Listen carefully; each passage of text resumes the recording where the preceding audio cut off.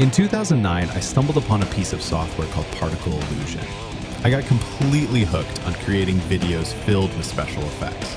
But it didn't take long before I hit a creative wall. No matter how many effects I was adding, they still didn't look anything good. The environment around me was just boring, definitely didn't fit the futuristic vibe I was going for. And so I came to the idea of Chromakey. At first, it made things worse, but over time, it slowly started looking better, partially thanks to evolving software. In this video, I'll walk you through the chroma-keying process from the very beginning. I'll show you what gear you need, explain what actually makes a difference, and drop some useful tips along the way. So, we need to get either green or blue screen. Why those two? Well, because there ain't any green or blue in human skin tone usually. I use a blue screen these days. Previously, it was green, but then I got a few yellow props, and yellow tends to get dirty orange when you key out green. Also, I sometimes wear a green racing suit and like to change its color, so green screen is a no-go to me. There are several types of screens, or materials. You've got fabric, non-woven fabric, and paper. I've tried all of them. Paper is often praised as the best, at least on paper, pun intended, but I ended up tearing mine before I could properly test that assumption. Very fragile. I personally prefer foldable fabric ones with a built-in frame. They stay stretched so no wrinkles or shadows. And mine happens to be double-sided, blue and green. Super handy. The only thing I never tried is Chromakey paint. It's just such an extreme option, I think. Besides, if you're doing this in a rented apartment, landlords might not approve such a drastic change. Now here's the part that really matters the most, lighting.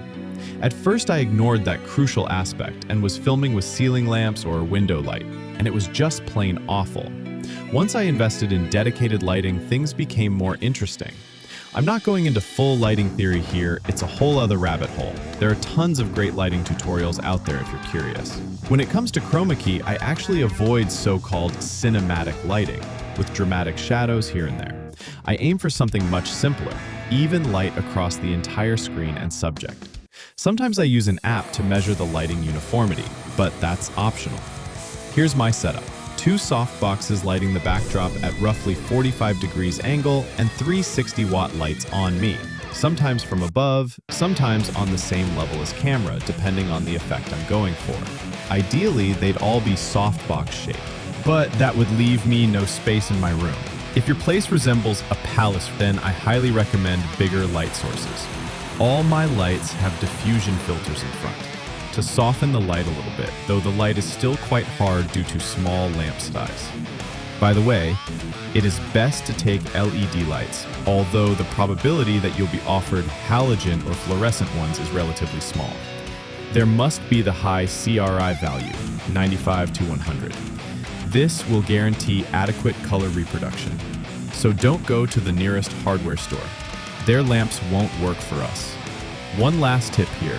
Keep your distance from the screen. The further you are, the fewer shadows you'll cast, and the less color spill you'll get. And now cameras, most fun and most expensive part.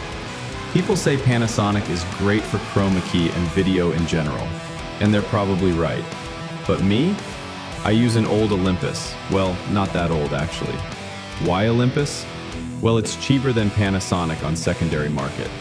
Also, Panasonic cameras are often used by semi-professional videographers who exploit them a lot. Olympus users are built differently.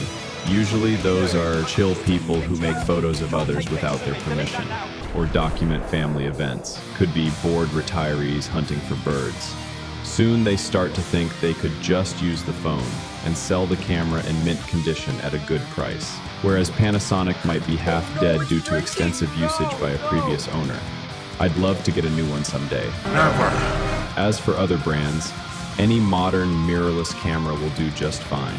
But why not using phone, especially if it's got 580 megapixel camera? Well, you certainly can, but the video might be too compressed and noisy due to the small sensor. Plus, you're limited with focal distance, with no ability to change perspective and object's appearance.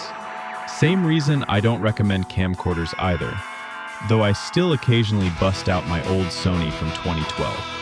One quick fact, for full HD, your camera only uses 2 megapixels. For 4K, just 8. What a twist! So megapixel count isn't that important for video. If your budget isn't very tight, look for the camera that records 10-bit and 422 subsampling. It'll give you more color information, which in theory should make the process of chroma keying and further grading a bit easier. It would be even possible to shoot green subject on a different shade of green screen and get great results. The only ones I worked with a client's footage shot on Panasonic S1H with those parameters and V-Log, but it wasn't Chromakey shot, so my experience here is rather limited. By the way, if for some reason you've got manual lens and plan shooting yourself, then place some object, focus on it, and then remove and take its place. Even if you're using autofocus, avoid continuous mode unless you're moving around a lot and your camera supports hybrid focusing, not just contrast-based. If no, set it to single. Just like me currently. Camera settings, yes, they're actually quite important. Here's a good starting point. Frame rate, 25 frames per second. Shutter speed, a rule of thumb would be doubling the frames per second, so 1/50th, but later I'll demonstrate 1/200th and you'll see why.